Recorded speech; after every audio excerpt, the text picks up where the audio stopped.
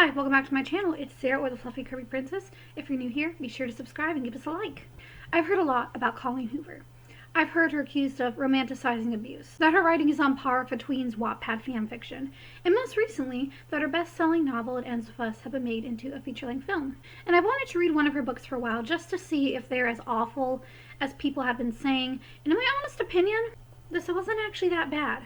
Now, granted, I have heard several people say It Ends With Us is the best thing she has ever written, possibly because it was inspired by the very real abusive situation that her mom shared with her father. Now, I don't know if this is her best work, as it's the only thing that I've read by her. Though things I've heard about her other works have not left a positive impression on me. Obviously, though, this video will only be dealing with the book I have read, and this book isn't that bad. It's even almost a mediocre level of good, so sit back and let's dive into the plot of the book, It Ends With Us.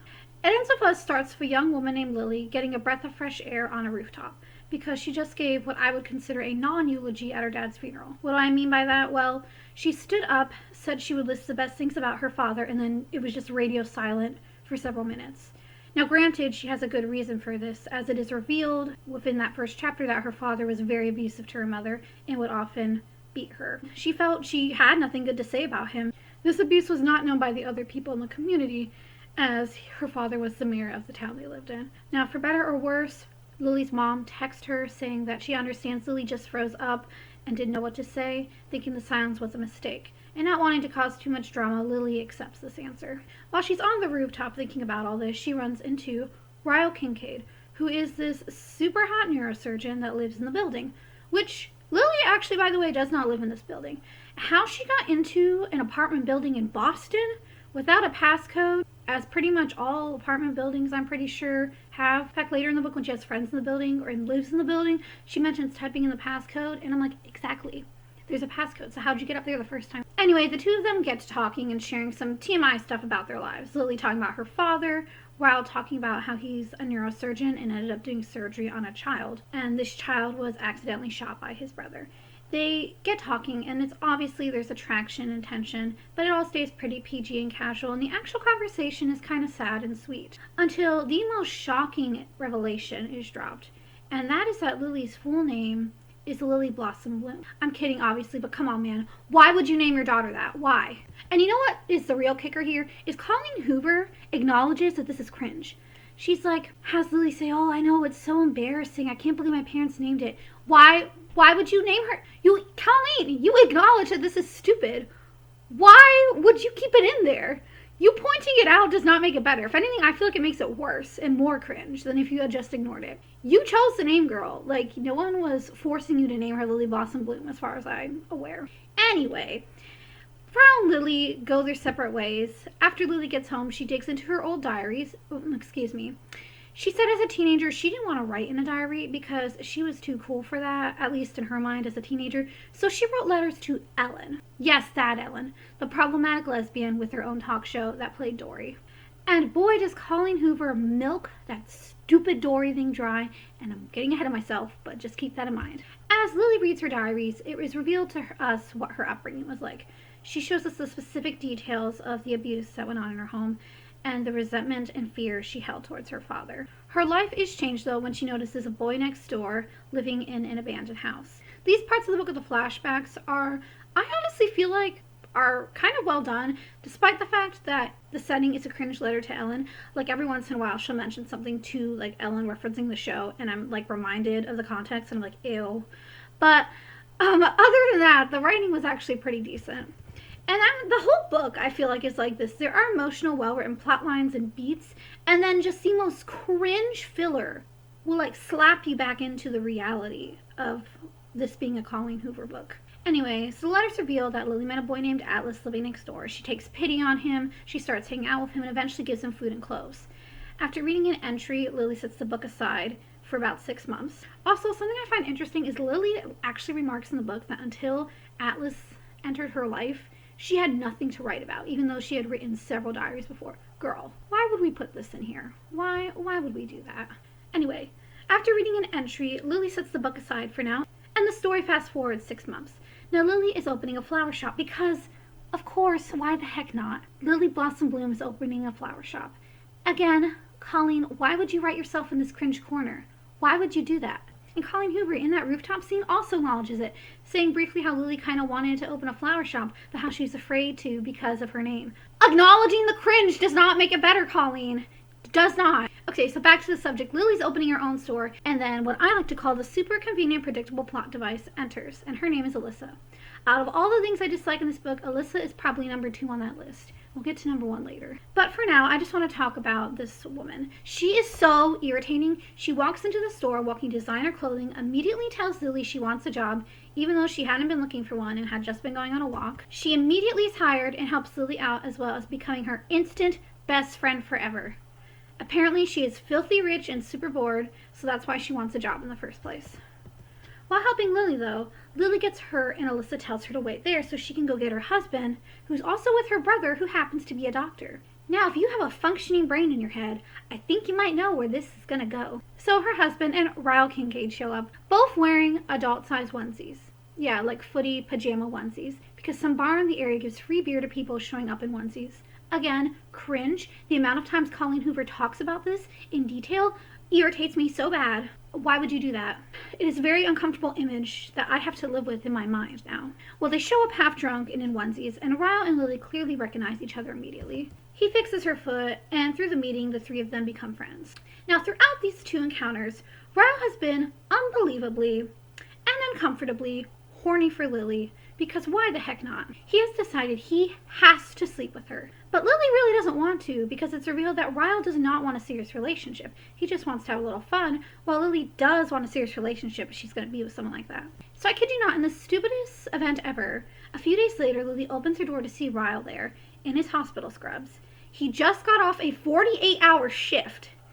And you know what he decided to do? He decided he needed to show up at her apartment building, which Lily had pointed out to him when they first met on that rooftop, and knock on every single door in the building until he found her. And she lives on the 3rd floor. And you know why he did that? Why he had to do that?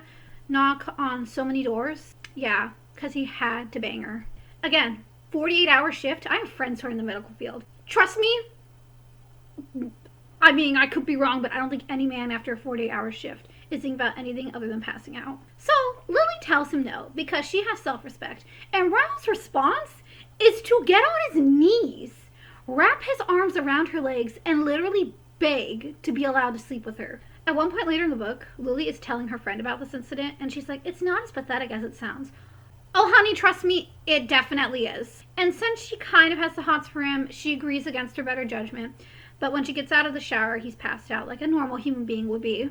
And so nothing happens. The next scene where he tries to get with her is a little while later when she goes to a party at Alyssa's house.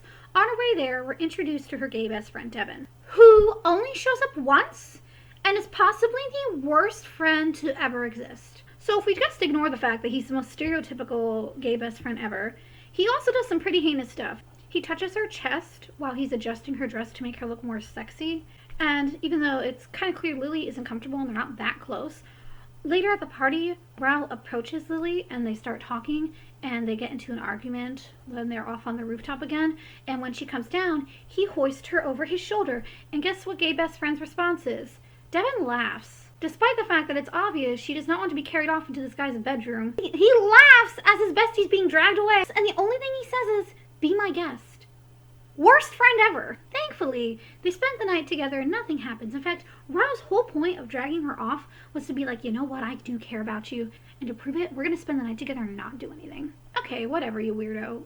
Now, you gotta take my word for this, but believe it or not, after all these shenanigans, the relationship does develop kind of cutely, believe it or not. Lily reveals more about her childhood in her journal entries, talking about Atlas. The 2 of them become quite close, and Lily would end up letting him secretly sleep on her floor during the winter. It's obvious that the 2 of them are attracted to each other, which wouldn't be so bad if it wasn't for the fact that, you know, Atlas was 18 and Lily was 15. She at one point wishes she was 16 because she feels like the age gap then would be less weird. And you're right, it would be. And again, Colleen Hoover, why would you point that out? Instead of just make her 16, it would feel a lot less creepy and illegal if you did. Or even better yet, you could have made her 17 or 18 too. Why did you not do that? And then, to keep in the spirit of all things Ellen, Lily and Atlas keep telling each other to just keep swimming whenever life gets a little tough. Yep, like from Finding Nemo with Dory. It is as cringe as it sounds, and is probably actually worse than it sounds to you. Just, you gotta trust me on this. Whatever. Eventually, though, a twist is thrown in. Lily goes out to eat with her mom and Ryle and sees Atlas waiting tables at the restaurant. It's been years since they've seen each other, so they talk a little and part ways. Lily is not officially dating Ryle at this point, but Atlas tells her he's dating a girl, so she decides to not even pursue him. And then Ryle and Lily continue to develop their relationship, and again, as I said, believe all the crazy stuff or not, it's actually kind of cute and sweet. It's not too bad to read. And then page 180 happens, and the first abuse scene enters. Ryle and Lily are hanging out, and Ryle hurts himself. Being a little tipsy, Lily sees this and laughs at the situation. Ryle is pissed off, and so he slaps her. He's all apologies afterwards and promises it won't happen again. He cleans it up and then spends the night with her. It's a well-written, realistic scene. Colleen Hoover says this was very similar to the first time her father abused her mother. I can tell that it's these scenes in the book that are written with heart. Soon after, Ryle and Lily go out to eat at a restaurant, and Atlas sees her again, and it's revealed he actually owns the restaurant. And when he sees her face, he assumes that Ryle hurt her, which technically he did, but his assumption is he punched her in the face, which did not happen. He is furious, accuses Ryle of being abusive, and then Ryle gets furious and storms out. And Lily's able to talk the two alpha males down and go back to Ryle and tell him a little bit more about Atlas. The whole time, Lily denies that anything abusive happened. The next day, Atlas comes into the flower shop with a present for her. Alyssa makes a cringe comment that I just had to point out in here, saying, "And I know you're with my brother, and I'm with Child, but can we please just take a moment to silently admire the perfection that is that man?" Every time she spoke in this book, it made me die a little inside. Anyway, Atlas comes in with this present, which is a signed book from Ellen, which is really sweet, but it also says, "Just keep swimming." Colleen, why is it always 2 steps forward, 2 steps backward with you? Like, it's so sweet, but it's so cringe. Atlas also gives Lily his phone number, just in case she ever will need him. And you can tell he has a bad gut feeling about Ryle and wants to make sure she has someone to reach out to, but he also doesn't want to overstep. Then, through the diary/letters to Ellen, it is revealed that Atlas did sleep with her before her 16th birthday, which again, Colleen Hoover, why would you do that? Because later he visits her on her 16th birthday. They could have slept together then. Again, make it a lot less creepy and illegal. There was no reason for that because he sees her on her 16th birthday. Anyway, this leads to Lily's father finding out and beating the crap out of him with a baseball bat. And for some odd reason, he suffers 0 repercussions for this. After reading this entry, Lily gets depressed and is like, you know, I don't want to read about this anymore. She's like, Alice has a girlfriend, I have a boyfriend, I'm just going to focus on that. And she ends up marrying Ryle very shortly after. It's an impulse marriage in Vegas, and very little thought is put into it. But not soon after the marriage, Ryle's abusive side comes out again. He finds out accidentally that Lily has Alice's number, and in a rage, he starts storming out of the building. Lily follows him, trying to explain what happened, but before she can even explain anything, he pushes her down the stairs. Like before, Ryle bandages her up a bit. She does kick him out of the house, but the next day, she meets up with him on the prompting of Alyssa, and he trauma dumps on her. You know that little boy in the beginning who shot his brother? Yeah, that was him. He says that when he was a little boy, he accidentally shot and killed his brother, and that he's had anger issues ever since, and that when he just gets angry, he blacks out and doesn't even know what's happened. He's been in therapy, but he says it hasn't necessarily gotten any better. Lily decides to forgive him and give it one more go, saying they will try to work through it. And for a little while, it does work. The reasoning that Lily uses to stay with the abuser is very realistic, I feel like. She compares her abusive relationship to the one her parents had and tells herself, well, he's not that bad, you know. It's not like my father. My father would just beat my mother because he hated her, or, you know, he would seriously hurt her. He only, like, pushed me a little, or, he, you know, she word for word says, he's not a monster, you know, he's been through things. And I feel like that kind of reasoning is something abuse victims do go through. You know, they tell themselves it's not that bad, you know, it could have been a lot worse, you know, like so-and-so. And I appreciate Colleen Hoover's, again, there are things in this book that I feel like are really well written and realistic, and this is one of them. Now, for a very short time, it seems like things are working. Ryle does clearly still have anger issues once knocking over a vase of flowers, but as a whole, you can tell he's making a concentrated effort to do better. And then crap hits the fan. So Lily is nominated to be in the best new businesses of the year in their newspaper. And that evening, Lily gets home to find her husband reading it, and he's drinking, and she decides to join him, hoping for a romantic evening, and it seems to start out as it. But then things take a really dark turn. Ryle begins to sexually and physically abuse her because he found out that Atlas had named his restaurant after her. It was called BIB, or Better in Boston, which was a little phrase that Lily and Atlas used to say to each other back in the day, that everything was better in Boston. He attempts to assault her and headbutts her, causing her to pass out, which thankfully prevents him from going through with it. Afterwards, he comes to his senses and, bandages her up, and again, the whole apologies, I'm so sorry, I don't know how this could have happened. When she wakes up, though, she's out of there. She calls Atlas, sneaks out of the house. At the hospital, she doesn't want to go really talk to the police or the nurses about what happened, and is just like, no, it's no big deal. This, as well as the extreme guilt and helplessness she feels at asking Alice to help her, I think really mirror the real experiences women can go through. She's like, how dare I run to Atlas, the very man my husband is angry at, I'm going to for help. And then as a little cherry on top, she's also pregnant, which is cliche, but that's okay. And for a short while, she stays in Atlas's beautiful house, and Ryle goes overseas. She doesn't press charges. Ryle decides he's going to study a little bit in England for I think 3 months, and then he'll come back and they can try to work on it again. She's at a point where she knows she does not want to see him, but she also does not feel comfortable going to the police with it. There's some real cringe, though, in this section. There's a poker night at Atlas's house, and one of them tries to sell her anti-scarring cream because she was a victim of DV, and they make jokes about it. But I will say there was a really good line, because when she saw his gorgeous house, she literally thought, Atlas kept swimming, and look at him now. He swam all the way to the Caribbean. That made me laugh out loud. That was funny. You got me there, Colleen. Anyway, slowly, while Ryle's overseas, the truth comes out, and Lily tells Ryle's sister what has been going on. And Alyssa is really supportive. She tells Lily that she needs to leave Ryle. And I don't know if that's really realistic, but you know what? Maybe I want a little comfort. But Lily isn't quite ready to completely cut ties. You can see that she's been considering it and worrying about the safety of her child, but she does allow Ryle back into her life to an extent. When he gets home from England, he just pops up and says he wants to meet her. Alyssa's husband is also there, and he's like, oh, don't be mad at him. I told him not to tell you. Girl, no, I'm mad at him. Because why would your brother-in-law allow your abuser to show up at your door when he could have warned you and he didn't, just because the abuser told him not to? No, that's bad friendship right there. Sorry. Anyway, she starts allowing Ryle back into her life to an extent, and eventually gets to the point where she is living with him in their apartment, but they sleep in separate rooms and there's no romance whatsoever, because he knows she's pregnant and he wants to be involved in the baby's life. Again, though, Lily's kind of like, I don't know, man, you got some issues you need to work through. But she's like, I don't know if I want to completely cut him out either. So eventually her water breaks.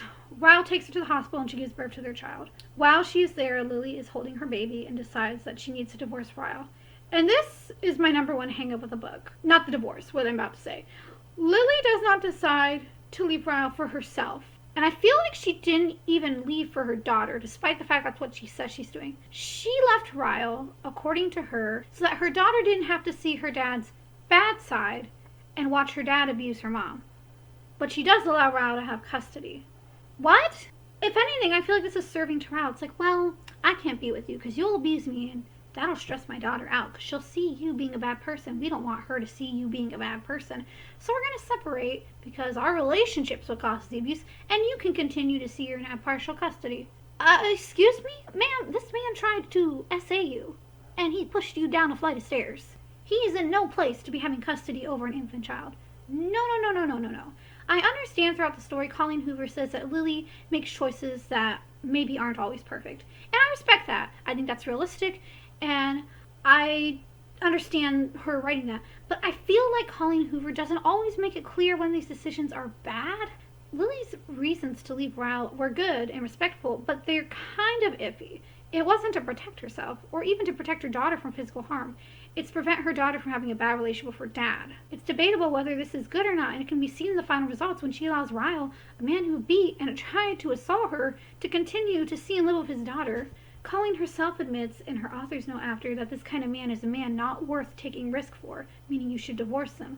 But don't you think, to an extent, a man who's that violent should not be given the risk of taking care of his daughter? I admit and like that Colleen had the characters make mistakes, but I don't think that if this was intended to be but if she did intend for this to be one of those mistakes, She did not make it clear in the narrative, and for that reason, I don't think it was meant to be a mistake. And I guess now that the big issue's out of the way, we can end with a little more cringe. Her daughter is named Emerson, and her middle name is frickin' Dory. Dory! From the Finding Nemo movie. I hate this. And the final page ends with Atlas and Lily meeting, because they haven't seen each other during all this time since Rao came back. And they hug, and Atlas says, "You can stop swimming now, Lily. We finally reached the shore." You know, because he was always telling her to just keep swimming through the bad times. So here we have it, my first Colleen Hoover novel. Was it problematic? Yes. Was it cringe? Yes. Was it enjoyable, though? Surprisingly, yes. I feel like that's controversial to say, but I didn't hate this book completely. I mean, it had a lot of bad lines, which I will read for you now to show you how cringe it was. Let me read you some of my favorite cringe lines. "I can't even explain what this moment is like. A grown man in a onesie, standing up in a booth at a bar, yelling to whoever will listen that he's going to be a dad. He pulls her up and they're both standing in the booth now. He kisses her, and it's the sweetest thing I've ever seen. Despite the youthful look to his face, his hair is salt and pepper, black with a little bit of gray sprinkled in." Well, Colleen, as if the salt and pepper part didn't make it clear enough, I walked in the door to my quiet apartment. I changed into my quiet pajamas. I eat a quiet sandwich. So stupid. And then I lie down in my quiet bedroom and open my quiet new book, hoping it can quiet my emotions. Obviously some issues I had, but there were also a lot of really realistic, genuine portrayals of how abuse is and how women's mindset goes through abuse. They're complicated feelings, you know. So, do I recommend this book? Again, it's not terrible if you want to read it, you know. I'm not going to shame you for it. Again, I don't hate it, but I do think there are issues in it that are worth taking note of and acknowledging. Thanks again, everybody, for watching my channel. I always appreciate when you come and check my videos out. If you have any recommendations, please leave them in the comments below. I do want to read other Colleen Hoover books because I've heard the other ones are all way worse. And if this one was cringe, I don't even know if I want to know what those are. So leave some comments down below. I am planning to read November 9th at some point. Thanks as always for checking my channel out. Bye.